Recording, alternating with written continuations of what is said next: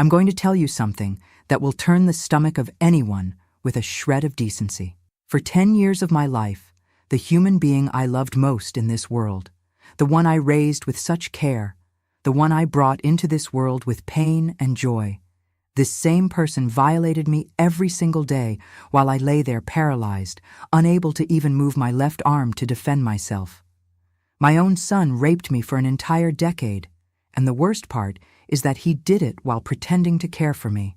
It might sound like something from a horror movie, but it happened right here in Savannah, Georgia, inside my own home, under the same roof where I raised him, thinking I was raising a good man. My name is Eleanor Bennett. I'm 72 years old, and I live here in Savannah, Georgia. People who see me today selling my medicinal herbs at the Forsyth Farmers Market with my little shop full of healing plants, talking with people, giving advice about teas and remedies, they can't begin to imagine the hell I lived through. People know me as Miss Ellie of the Herbs, that lady who always has a smile on her face and a word of comfort for those who are suffering. But behind that smile is a story I kept hidden for a long time, until I decided I couldn't stay silent anymore. Before I continue this heavy story, tell me in the comments what your name is and where you're listening from. I want to know who these brave people are who have the courage to hear the raw truth of life. Because this story I'm about to tell isn't for just anyone. It's a story that will affect you in ways you might never have expected. But I need to tell it because I know there are other women out there going through what I went through. And maybe my courage will give them courage too. Every word I speak here is true. Every detail actually happened, and if you stay until the end, you'll understand why it took me so long to have the courage to talk about it. My life wasn't always about plants and natural remedies. I worked in a textile factory here in Savannah, sewing all day, earning my hard-earned money to raise my son alone. The factory was in the industrial district, a large, noisy building where hundreds of women spent the day hunched over sewing machines, making clothes we could never afford to buy for ourselves. Junior's father left me when he found out I was pregnant, said he didn't want responsibility, that he was too young to be a father. He was a handsome boy from a good family who filled my head with promises and disappeared when he saw that the game had gotten serious. I was only 19 when Junior was born, but I decided I would raise that boy with a lot of love and give him everything I didn't have in my childhood. My own mother had died when I was little. My father was a hard man who didn't know how to show affection. I promised myself that my son would be different, that he would grow up knowing he was loved, that he would have all the opportunities I never had. Looking back, I think it was precisely this excessive love that ended up spoiling him, that made him think he could do anything with me. I worked like a condemned woman for more than 20 years in that factory. I woke up at 5 in the morning, prepared breakfast, left lunch ready for Junior to heat up when he came home from school, took 2 buses to get to work before 7. The factory was a hot, stuffy place, full of fabric dust and chemicals. I spent all day hunched over the sewing machine, doing the same thing thousands of times a day. It was work that hurt my back, strained my eyes, left my fingers stiff from pressing the machine.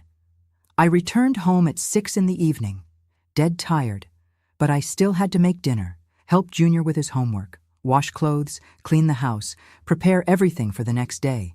It was a routine that broke me inside, but I endured everything thinking about my son's future. On weekends, when I wasn't washing clothes or cleaning, I would take him to the park, buy him ice cream, try to give him the childhood I never had. I saved every penny I could to buy school supplies, good clothes, new shoes when his feet grew. Junior was an affectionate boy, at least that's what I thought at the time. He helped me at home, swept the yard, took out the trash, told me he loved me, said that when he grew up, he would take care of me. These words gave me the strength to continue working hard every day. I dreamed of the day he would graduate, get a good job, and we could have a more peaceful life. It never crossed my mind that inside that boy I was raising with so much sacrifice, a monster was growing. That all that affection I gave him was being interpreted in a sick way. In school, Junior was always an average student. He wasn't among the best, but he didn't cause trouble for the teachers either. He was quiet, obedient, did his assignments without complaining. I went to all the parent-teacher conferences, talked with the teachers, always heard that he was a polite, respectful boy. No one ever complained about him. He never had behavior problems. So I was at ease, thought I was raising him right, that I was on the right track. When he turned 18, I began to notice strange changes in his behavior. First, it was the looks. He would stare at me in a different way, especially when I was changing clothes or coming out of the shower. They were lingering looks that made me uncomfortable, but I tried to ignore them. Sometimes I felt like someone was watching me when I was in the bedroom or bathroom, but when I went to check, he was far away watching TV or on his phone. I thought it was all in my head, that I was getting paranoid from working so much. He also started to get more clingy with me, more affectionate in a way that wasn't normal between a mother and an adult son. He wanted to hug me all the time, gave me kisses on the cheek that lasted longer than normal, was always making excuses to lean against me, to touch me. When I was in the kitchen cooking, he would come up behind me and hug me, pressing his body against mine in a way that made me feel strange. When I complained, he laughed and said he was being affectionate, that he couldn't even hug his own mother. Once he said he wanted to give me a massage because I was very tired from work. I let him, thinking it was a son's affection, but his massage was strange. His hands started on my shoulders as they should, but then went down to my back, to the side of my body, getting close to my breasts. When I said something, that it wasn't right, he laughed and said I was exaggerating, that he was just trying to relieve my tension, that I was seeing evil where there was none. Things gradually got worse, in such a subtle way that it took me a while to understand what was happening. He started entering my room without knocking, always with some excuse. He said he wanted to ask me something about school, or that he was looking for something I had borrowed, or that he wanted to talk about work. But I noticed that his eyes were glued to my body in a way that wasn't normal between mother and son. When I was in my nightgown, he would take longer to leave, staying there talking about anything just to keep looking. When I said something about this strange behavior, he would get angry and say I had a dirty mind, that he just wanted to talk to me, that I was misinterpreting things. He said I was getting paranoid, that it was the effect of work fatigue, that I needed to rest more. He made me feel guilty for being suspicious of him, for seeing evil where he said there was none. One night he came home a bit drunk and tried to sleep in my bed. He said he was afraid, that he had had a horrible nightmare, that he couldn't sleep alone. I let him lie down, thinking it was temporary, that the next day he would go back to his room. But during the night, I felt him moving strangely, pressing his body against mine, putting his hand on my waist, on my leg. When I woke up startled and asked what he was doing, he pretended to be in a deep sleep.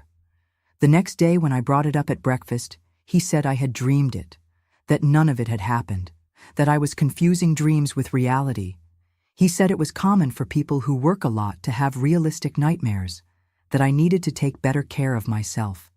He made me doubt my own memory, my own perception of what had happened. I started to be afraid of my own son, but at the same time I felt guilty for thinking these things about him.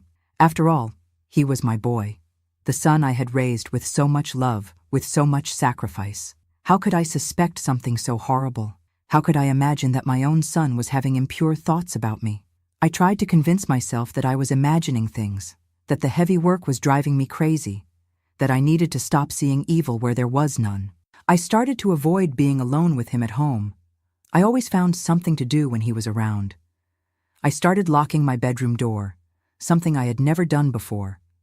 I changed my bathing habits, getting dressed in the bathroom instead of the bedroom. But all of this made me even more anxious, because I couldn't understand why I was taking these precautions against my own son. But then came that day that changed my life forever, that divided my existence into before and after. It was a Monday morning, March 15th, 1998. The day had started normally, just like any other. I woke up at 5 a.m. as always, prepared breakfast, organized my lunch, got ready for work. Junior was still sleeping when I left home. It was a warm summer day, but with a nice breeze that made the morning pleasant. I arrived at the factory at the usual time, clocked in, sat at my sewing machine, and started working. I was finishing a batch of women's clothing that had to be delivered before lunch.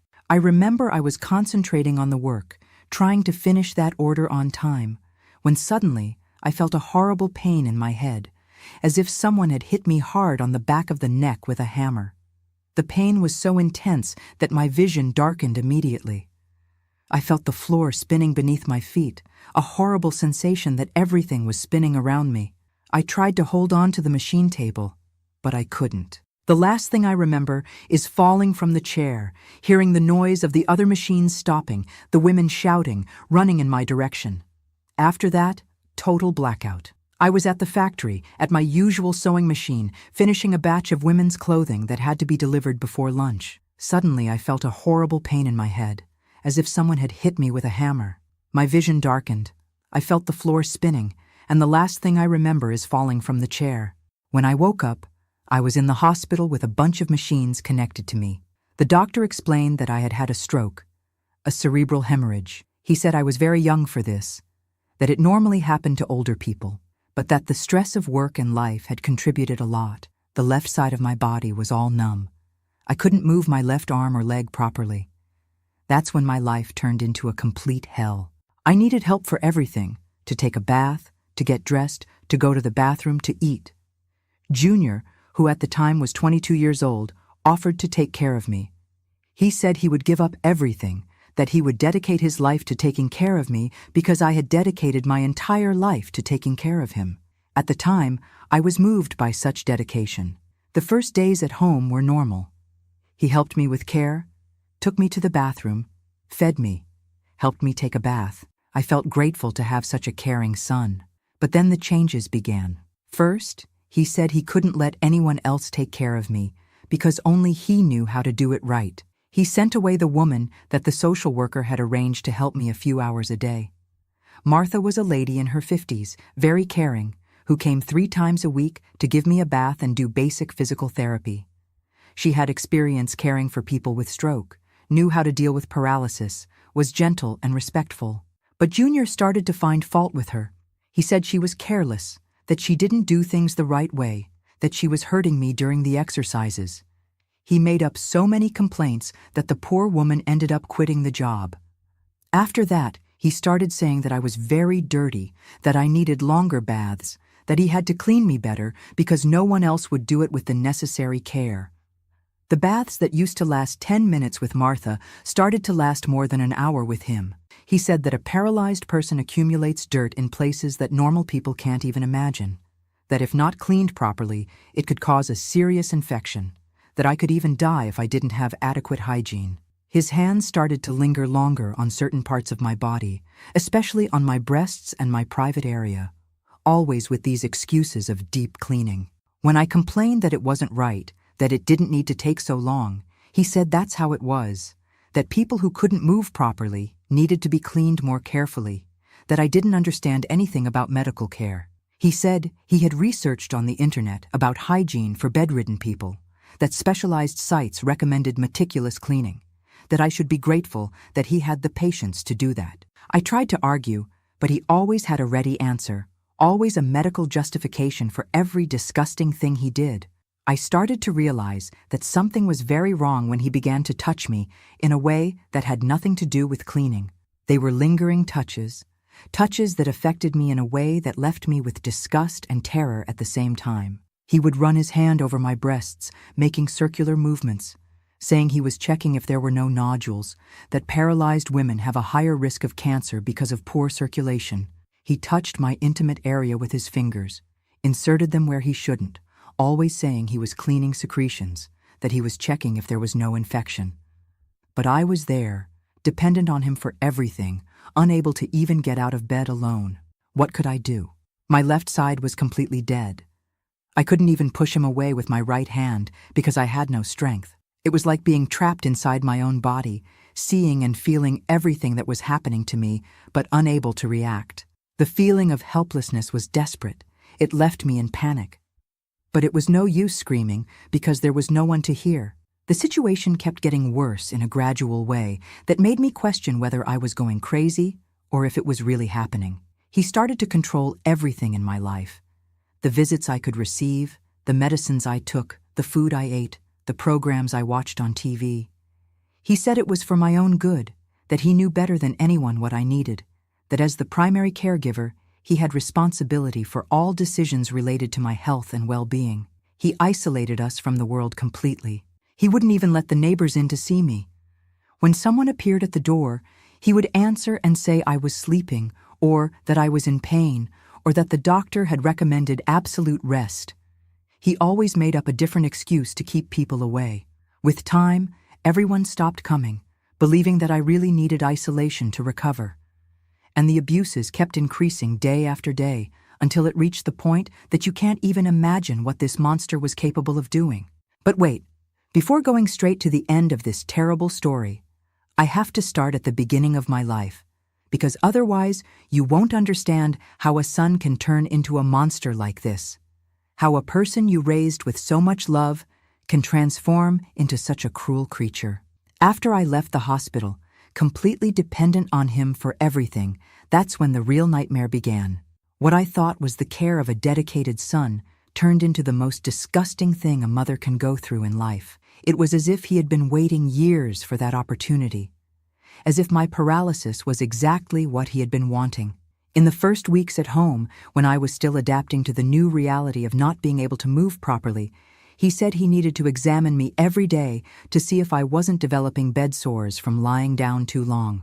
He said he had researched on the internet about care for bedridden people, and that people who stay in bed for a long time can have horrible wounds if not well cared for. He even showed me some impressive photos of infected bed sores that he had printed out. He said that could happen to me if I wasn't taken care of properly. I believed him, didn't I? He was my son, the only person I had in the world. Why would I doubt him? He seemed so concerned about me, so dedicated, spoke with such authority about the medical risks I faced. But these examinations started to last longer and longer, and his hands started to go to places that had nothing to do with caring for bed sores. He examined every inch of my body, said he had to check everything, that bed sores could appear anywhere. He started saying that my breasts looked different, that they seemed swollen, that he needed to massage them to improve blood circulation. He said he had read on specialized sites that women who stay in bed for a long time can have problems with breast circulation, and that massage was fundamental to avoid serious complications. His hands stayed there for a long time, squeezing, moving, making movements that left me with a horrible feeling in the pit of my stomach, a mixture of disgust, fear, and confusion. When I said it was hurting, or that I didn't like those touches, he replied that it was like that in the beginning it always bothers you, but that later the body gets used to it and even improves. He said I couldn't be selfish, that he was sacrificing his time to take care of me, that I had to collaborate with the treatment if I wanted to recover. He said this with a conviction that made me doubt my own feelings, made me think that maybe I was misinterpreting those touches. The first real incident, the one that marked the beginning of the more serious abuses, happened during a bath on a Thursday afternoon. He said I was very dirty down there, and that he needed to clean properly, or else I would get a terrible urinary infection that could kill me.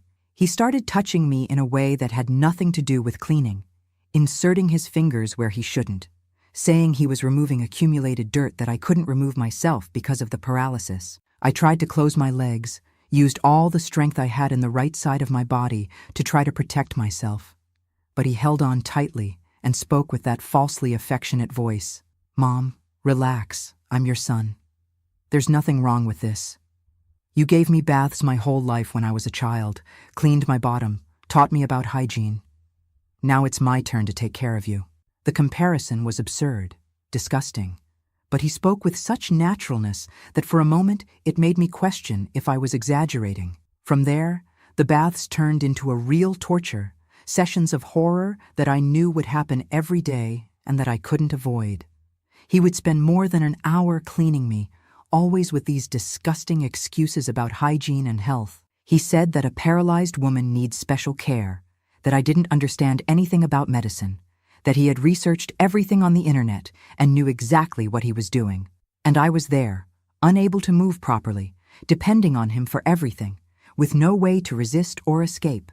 It was a feeling of despair that I can't explain, a mixture of terror, disgust, and helplessness. Then began the touches he called medicinal, always with this excuse that it was medical treatment. He said he had to massage my belly every day for my intestines to work properly, that paralyzed people have constipation problems and that only abdominal massage solves it, that if he didn't do that, I could have intestinal obstruction and die. But his massages were strange.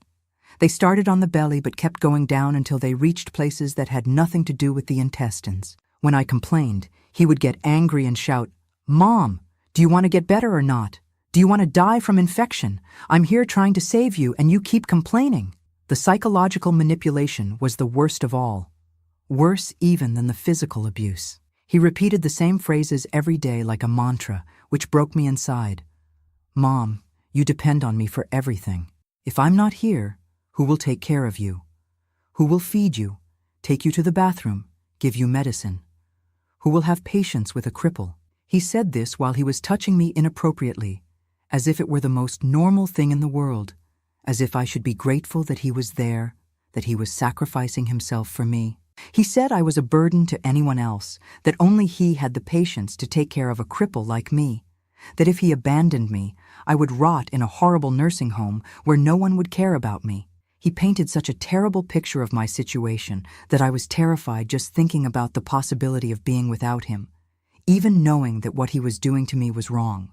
It was a sick cycle of dependency and fear. When I tried to resist more, complain louder, or try to push him with the hand that still worked, he would start with subtle but very effective threats. He would speak with that calm, controlled voice. "Mom, who's going to believe a paralytic against me? Everyone here in the neighborhood, in the entire city, knows me as the dedicated son who gave up everything to take care of his sick mother. If you start making up lies about me, they'll think you've gone crazy because of the stroke, that you're having delusions." These words cut me like a knife because I knew he was right. Who would believe me against him?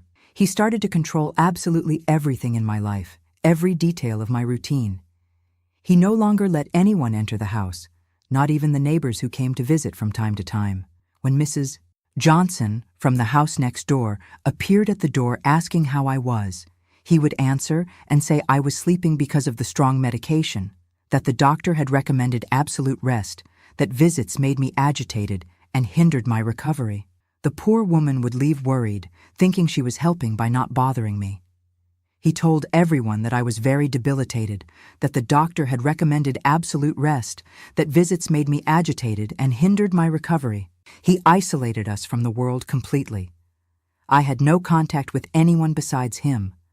The threats became clearer. He said that if I told anyone anything, he would put me in a nursing home and say I had dementia because of the stroke. He said he knew people who worked in those places and that I would rot there, being mistreated by strangers, eating bad food, with no one to defend me. He painted such a terrible picture that I was terrified just thinking about it. Then came the day he decided to take care of my intimate needs, in a way I will never be able to forget. He said I had been without relaxation for too long, and that it was bad for any woman's health, especially a paralytic. He said he had researched, and that doctors recommended special exercises for women in my situation. When I understood what he wanted to do, I tried to scream, but he covered my mouth and said, "No one will hear anyway, Mom, and if they do, they'll think you're screaming in pain because of the paralysis." From that day on, my life turned into a complete hell. He established a horrible routine. In the morning, the bath with the disgusting touches. In the afternoon, the physical therapy he invented, and that included him touching me all over. At night, the special care that left me in a state of shock. All always with these excuses about health and medicine, as if he were doing me a favor. During the diaper change that I needed because of the paralysis, he would take an absurd amount of time cleaning me, always touching where he shouldn't, always with that excuse that he was keeping me clean and healthy. He said that if I got an infection because of dirt, I could die, and that he wouldn't let that happen because he loved me very much. The worst part was that he did all this talking about love. He would say, "Mom, I do this because I love you, because you are the most important woman in my life, because I can't live without you." He mixed declarations of love with disgusting acts, as if it were the most normal thing in the world. I couldn't understand how a person could talk about love while doing such a thing. He also started giving me medicines that weren't the ones the doctor had prescribed. He said he had bought special vitamins to make me stronger, but I suspected they were medicines to make me more sleepy and less resistant. After taking these vitamins, I would get more limp, more confused, without even the strength to scream properly when he abused me. The first complete sexual violation happened on a night I will never forget. He came to my room after midnight, drunk, crying, saying he was suffering a lot for not having a girlfriend, that no woman wanted to be with him because he dedicated all his time to taking care of me. He said I had an obligation to help him because it was my fault he couldn't get a girlfriend. What happened after that was so horrible that to this day I wake up screaming from nightmares. After that night, he said that now we had a special relationship, that I was more than a mother to him, that we were a couple, and that no one could know because people didn't understand true love. He said that what happened between us was a thing of God, that it was destiny, that the paralysis had happened for us to be closer. His madness knew no limits. Answer me honestly, do you think a mother has an obligation to forgive a son, no matter what he does? Because I have a very controversial opinion about this. Tell me in the comments what you think, because what you're going to hear now about the years that followed will make you understand why I think this way. What began on that cursed night became a routine of horror that lasted for years and years. Each day that dawned was one more day of torment, one more day that I prayed for God to take me soon from this suffering. Junior transformed my life into a prison where I was a prisoner of my own body, and he was the cruelest jailer you can imagine. Every day without exception, he repeated the same abuses, always with those disgusting excuses of care and hygiene. In the morning, when he woke me up for breakfast, he would already start running his hands over me, saying he was checking if I had slept well, if I hadn't developed skin wounds during the night. But his checks were pure evil disguised as medical care. During the bath, which happened every day in the late afternoon, he would spend more than 2 hours cleaning me. He said that a paralytic needs extra hygiene, that if he didn't do that, I would rot from infection. But I knew it wasn't cleaning at all. It was him satisfying his sick desires, using my body as if it were a doll. I tried to resist, but as my left arm didn't obey, my left leg was dead. I depended on him even to go to the bathroom.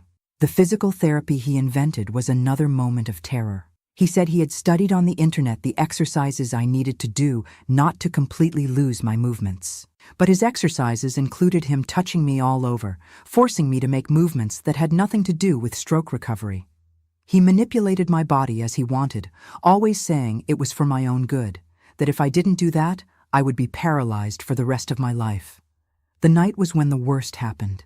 He said I needed special relaxation to sleep well, that a woman with a neurological problem has to have tension relief or else she could have another stroke. And then he would do things to me that to this day give me nausea to remember.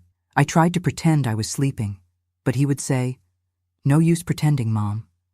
I know when you're awake and when you're asleep." I tried to ask for help in every way I could. When a neighbor passed in front of the house and looked through the window, I tried to make signals with my eyes, tried to move my head in a way that showed desperation. But he was always nearby, always controlling everything. If he noticed I was trying to draw attention, he would come close and say loudly, "Mom is in a little pain today, isn't she? But I already gave her the medicine. She'll get better soon."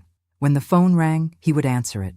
He always told everyone that I couldn't talk because I was very debilitated, that the doctor had recommended voice rest. If they insisted too much on talking to me, he would bring the phone to me, but stay by my side listening to every word, making a nasty face if I tried to say something that could raise suspicion. I was even afraid to say help because I knew he would make me pay later. He controlled all the medicines I took. Besides the ones the doctor had prescribed for the stroke, he gave me others that he said he had bought at the pharmacy to complete the treatment. I suspected they were medicines to make me more docile, more confused, because after taking them, I would get very jumbled in my mind, unable to think straight, without even the strength to scream when he abused me. The visits were cut one by one. First, he said I couldn't receive my friend Nancy because she talked too loud and it affected my blood pressure. Then he said the people from the church couldn't come anymore because I was very sensitive to crowds. He kept making up excuses for each person until there was no one left. We were completely isolated from the world, just him and me inside that house that became my personal hell. I tried to resist in various ways. Sometimes I pretended I was in a lot of pain to see if he would stop. But he said pain was normal in someone who had had a stroke and that what he was doing would help improve it. Other times I tried to cry, hoping he would have a little pity, but he said crying was also a symptom of a neurological problem and that I would get better with time. Once I managed to get the phone in secret and tried to call emergency services, but my speech was a bit slurred because of the medicines he gave me, and the woman on the other end couldn't understand properly what I was saying. When he arrived and saw the phone in my hand, he became furious. He said that if I did that again, he would tie me to the bed and tell everyone I was having outbursts because of the stroke. The years went by, and I lost hope that someone would one day discover what was happening. He had managed to build a perfect image of a dedicated son. The neighbors praised him, said he was an example of a son who gave up his life to take care of his sick mother. When he went out to do shopping or handle something on the street, everyone spoke well of him. How could anyone suspect a person who had such a reputation? He also became increasingly bold. He started taking me to medical appointments and would be present during all examinations. He wouldn't let the doctor examine me alone. He said I got very nervous without him nearby, that I could have another stroke if I got agitated. The doctors thought this was normal. They praised his dedication. No one imagined that he was there to control what I said during the consultations. When the doctor asked how I was, he would answer for me before I even opened my mouth. He said I was evolving well, that I was eating right, sleeping well, doing physical therapy. If the doctor insisted on speaking to me directly, he would say, "Doctor, sometimes she gets a bit confused because of the stroke, but I note down everything that happens at home and can inform you better." But one day, after almost 8 years living this hell, something happened that changed everything. The neighbor next door, Mrs. Johnson, was at home sick on bed rest, and so she spent the entire day at home at a time when she would normally be working. On that very day, I couldn't take it anymore and started screaming in desperation while he was abusing me. I screamed with a strength I didn't know I had. I screamed for help until my voice disappeared. Mrs. Johnson heard the screams through the thin wall that separated the two houses. She said later that she had never heard a scream of desperation like that it sounded like someone being tortured. She became worried and came to knock on the door to see if everything was okay.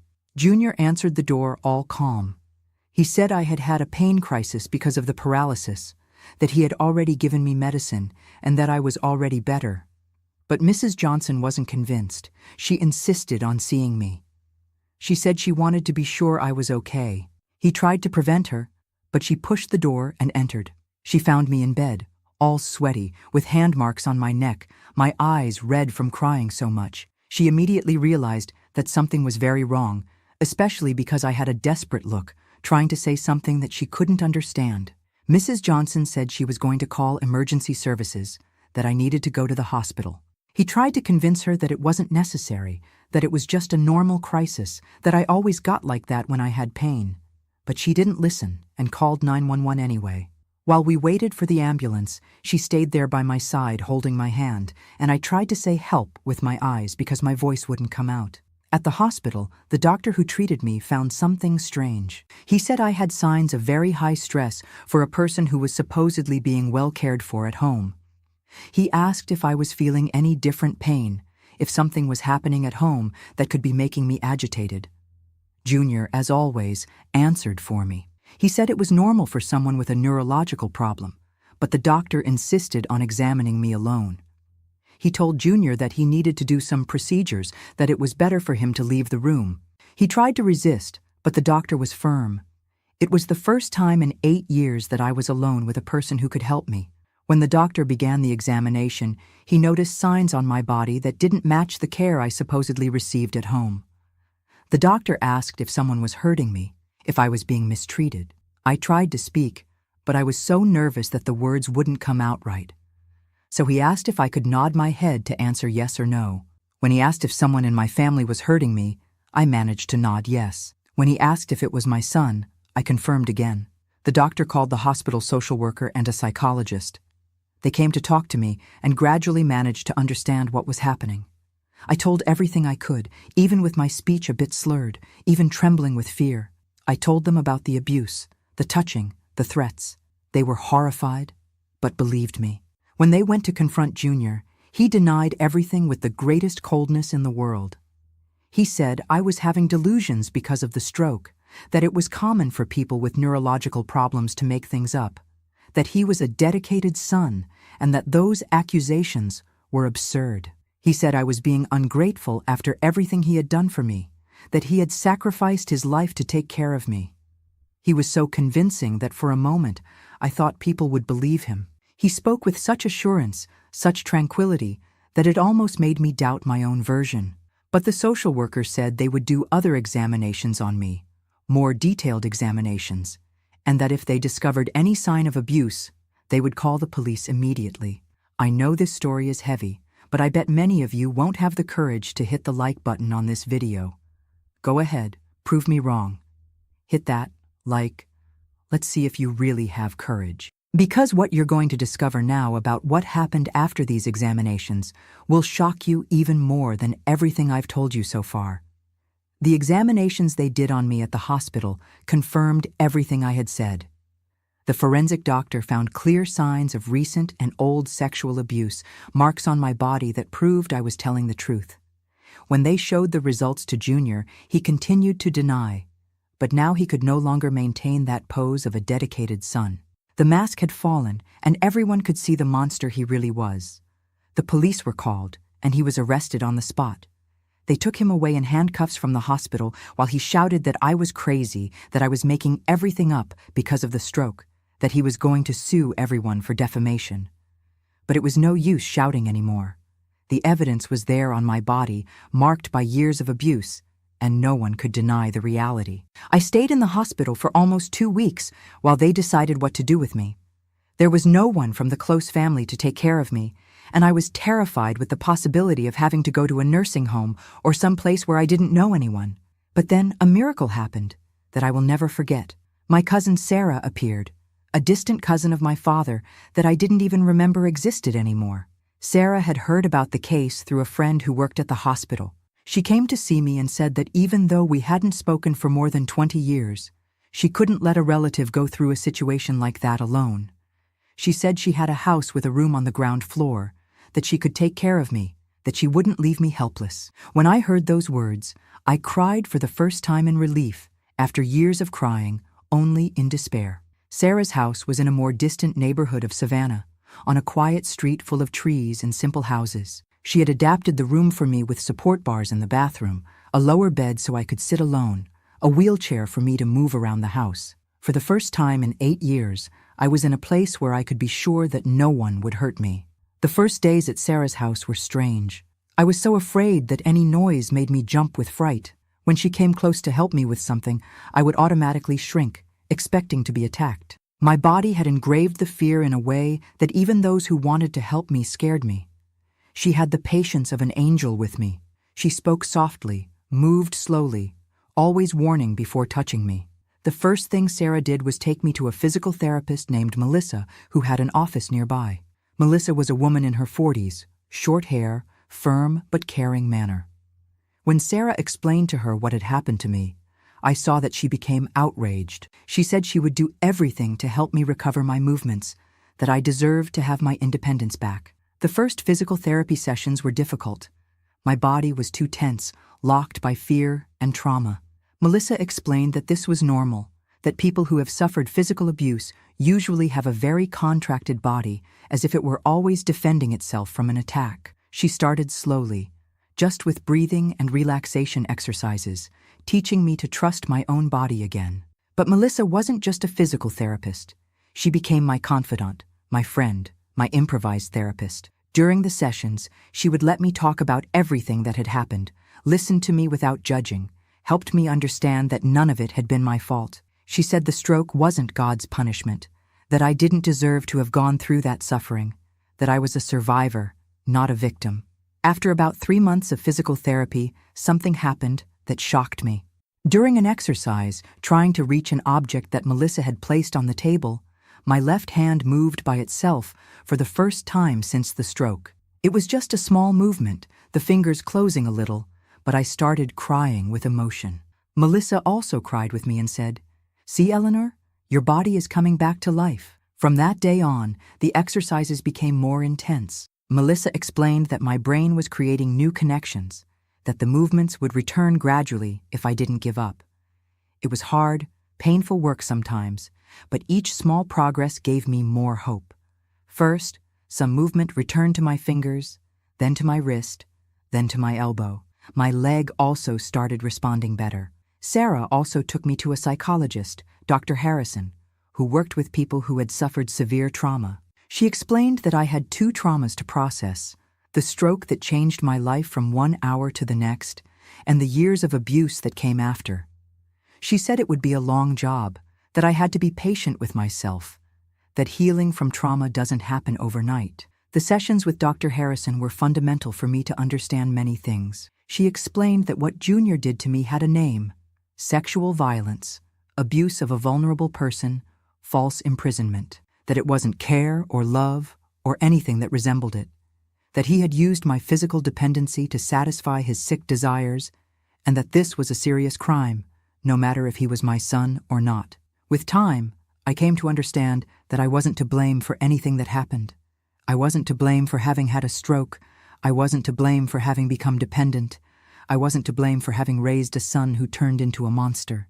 Dr. Harrison taught me that victims of abuse always feel guilty, but that this guilt isn't real. It's just a way the mind finds to try to understand a situation that doesn't make sense. A few months after I started treatment, the most exciting day of my recovery happened. Melissa said she was going to try to make me walk alone, just with the support of a cane. I was terrified of falling, but she said, "Trust me, Eleanor. You're ready." And indeed I was. I managed to take about 3 steps alone, trembling but firm. Sarah was there watching and cried so much that I thought she was going to have a fit. Walking alone changed everything in my life. I no longer depended on anyone to go to the bathroom, to get a glass of water, to reach the window and look at the street. It might seem silly, but for someone who had been unable to move for years, each movement was a huge achievement. I spent hours practicing walking around the house, strengthening my legs, recovering the balance that the stroke had taken away. With physical independence returning, I started thinking about what to do with my life. I could no longer work at the textile factory. My body wouldn't stand being hunched over the machine for hours. Dr. Harrison suggested that I look for some activity that gave me pleasure. That would be a way to restart my professional life without much physical effort.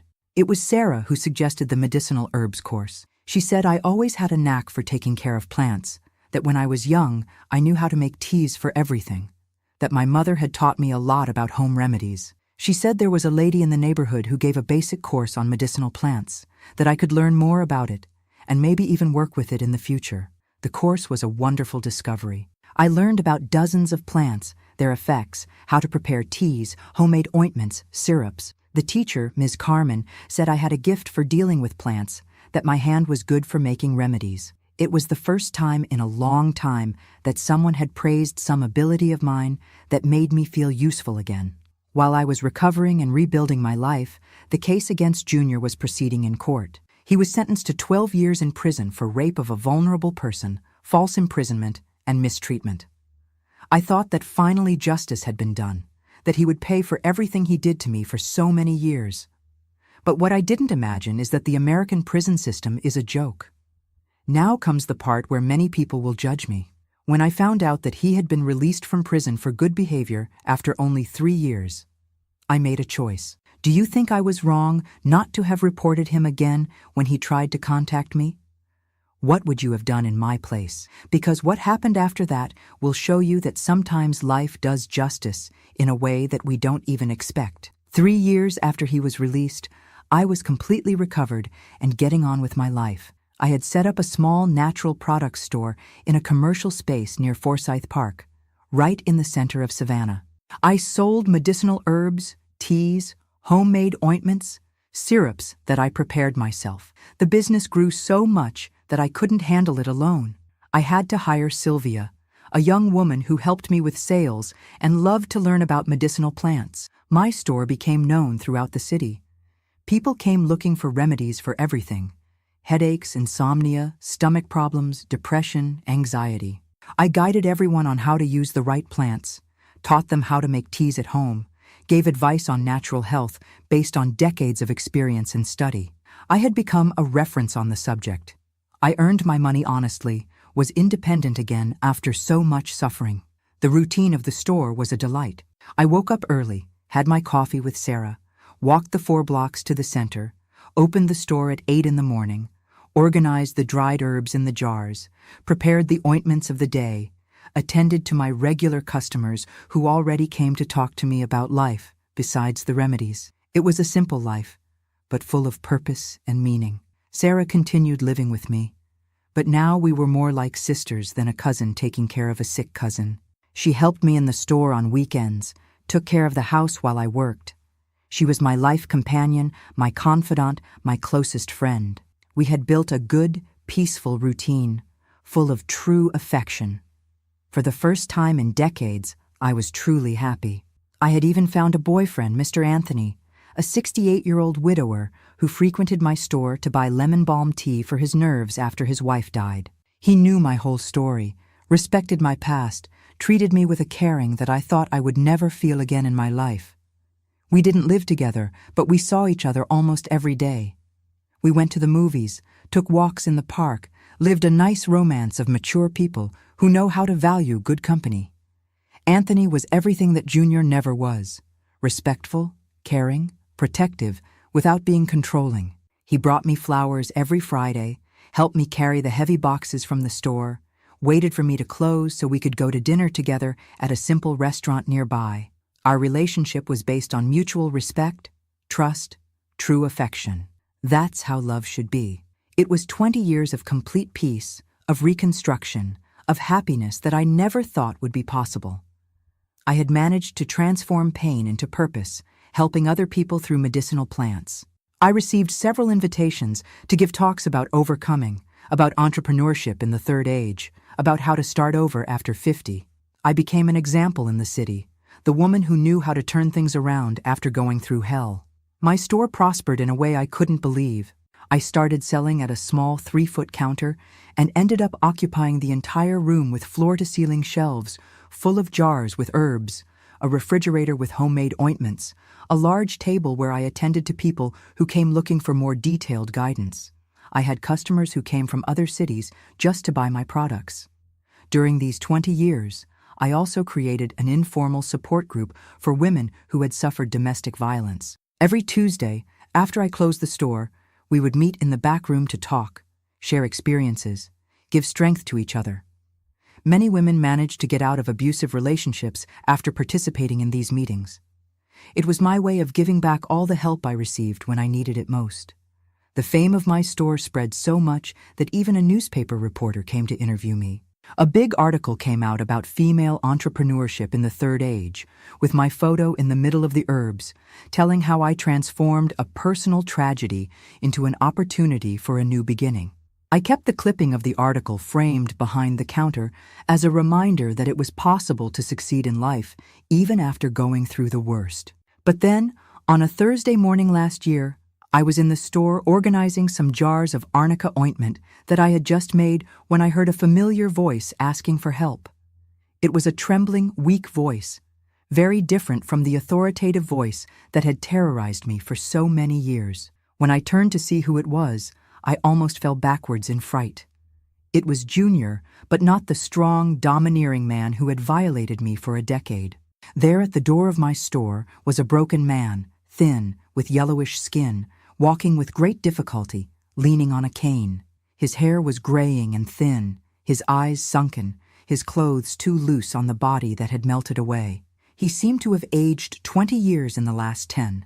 He would have been almost unrecognizable if it weren't for that voice that still gave me chills. He saw me and started crying in that pathetic way that cowardly men cry when they're in need of something. He spoke with a choked voice. "Mom, I'm very sick. I need your help. The doctor said I have multiple sclerosis, that I'll become paralyzed if I don't have special care. Please don't abandon me." He stood there at the door of my store, trembling, hoping that I would feel sorry for him as a foolish mother who forgives everything. I looked at that man who had destroyed so many years of my life and felt a strange calm. I didn't feel anger, I didn't feel fear, I didn't feel pity. I felt an icy tranquility that I had never felt before. There he was, my tormentor, in the same situation I had been in one day, dependent, vulnerable, needing care, begging for help from someone he had hurt without mercy or pity. He continued talking, trying to move me. Mom, I know I did wrong things in the past. I know I hurt you, but now I need you. I have no one else in the world. You are my only family. I'm living in a little pension room. I can't work anymore. I can barely take care of myself. Please forgive me and help me. He was using the same emotional manipulation as always, but now he had no power over me at all. Sylvia, who was organizing some herbs on a shelf, realized that something was happening and approached. I whispered to her, "You can go to lunch. I'll resolve this here." She left discreetly, leaving us alone. I didn't want witnesses for the conversation I was going to have with that man who was once my son. I listened to everything he had to say without interrupting, observing every detail of that body that was once strong and was now debilitated. He told me that the multiple sclerosis had started about 5 years ago, that at first it was just some numbness in the legs, but that it got worse until he lost part of his movements, that his hands were also compromised, that he had difficulty holding objects, balancing, walking long distances. He told me that he had been fired from his job in construction because he could no longer carry weight, that the disability pension money barely covered the room where he lived and food, that he could no longer take a bath properly by himself, that sometimes he went days without being able to have a decent meal, that he was afraid of falling and having no one to help. When he finished speaking, I took a deep breath and said with the firmest voice I could, "Now you know what it's like to be dependent on someone, don't you? You know what it's like not to be able to defend yourself, to have to trust that the person who takes care of you won't hurt you, won't take advantage of your weakness." I saw his face changing color when he understood where I was going with those words. I continued speaking with a tranquility that surprised me. "Do you remember what you did to me for 10 years while I was paralyzed? Do you remember how you abused me every day, how you threatened me, how you turned my life into a hell? Do you remember that I begged you to stop, and you said I had to be grateful because you were taking care of me?" He tried to interrupt me, but I raised my hand and didn't let him. It was my turn to speak. He had to listen after so many years of making me shut up. "For years I begged you to have a little respect, a little humanity with me. You said I depended on you, that no one else would take care of me, that I had to accept everything silently because it was a favor you were doing. Now it's you who's dependent. It's you who needs care." I saw that he was getting desperate, realizing that I wasn't going to give in to emotional blackmail as he expected. He tried to change strategy. "Mom, I was young. I was immature. I didn't know what I was doing. Now I understand that I was wrong, that I hurt you. I regret everything. I swear to God I regret it." But I had heard that talk before, at the time of the trial. You regret it because you need me now, not because you understood the harm you did to me. If you were in good health, with money, independent, you would never have appeared here asking for forgiveness. Your regret is self-interest, not true remorse. I said this looking straight into his eyes, without turning away my gaze for even a second. He tried the last card, the most disgusting of all. "Mom, I know you're a good person, a person of faith, a person who forgives. You've always been like that. You've always had a big heart. You won't let your own son die of abandonment, will you? What will people think if they know you denied me help?" Then I laughed in a way that even I was startled by. "My son died a long time ago. What's in front of me is just a stranger who once did me a lot of harm indeed. And you know what people think of me today? They think I'm a brave woman who knew how to overcome a horrible trauma, who built a new life after 50. That's what matters. Now you're going to leave my store and never come back. You're going to look for some public nursing home, some charity institution, someone who is paid by the government to take care of you. Because free care, care of love, care of family, you lost the right to that when you decided to transform me into a sexual object for an entire decade." He left the store staggering, crying loudly, but I didn't feel even a bit of pity. After he left, I locked the door of the store, turned the little sign to closed, and sat in the chair behind the counter. I cried a lot, but it wasn't a cry of sadness. It was a cry of total liberation. It was as if a huge weight had been lifted from my shoulders all at once. Finally, I had managed to look my aggressor in the eye and say no. I had managed to have the power that he had taken from me during so many years of terror. I found out later through acquaintances who worked in social services that he ended up interned in a public nursing home, one of those that the government maintains for people who have no family or money. I know that his life there is not easy, that he depends on the goodwill of overworked staff for everything, that sometimes he spends hours waiting to be attended to, that he eats bad food, that he sleeps in a collective room with other sick people. It's exactly the treatment he deserved. Today, at 72 years old, I can say with all certainty that I am a complete and fulfilled woman. I have my store that works very well and gives me financial independence. I have Sarah, who is my heart's family. I have Anthony, who loves and respects me the way every woman deserves to be loved. I have health, disposition, and many plans still to accomplish. I created an informal support group for women with disabilities that has already helped dozens of people report abuse, get out of toxic relationships, and rebuild their lives with dignity. Every week I receive messages from women who manage to free themselves from horrible situations after participating in our meetings. It's my way of transforming pain into purpose, trauma into life mission.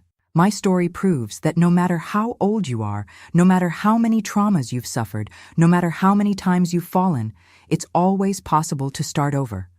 The important thing is to never give up, to seek help when you need it, to believe that you deserve good things in life, that you deserve respect, caring, dignity, and most importantly, never let those who hurt you continue to have power over you.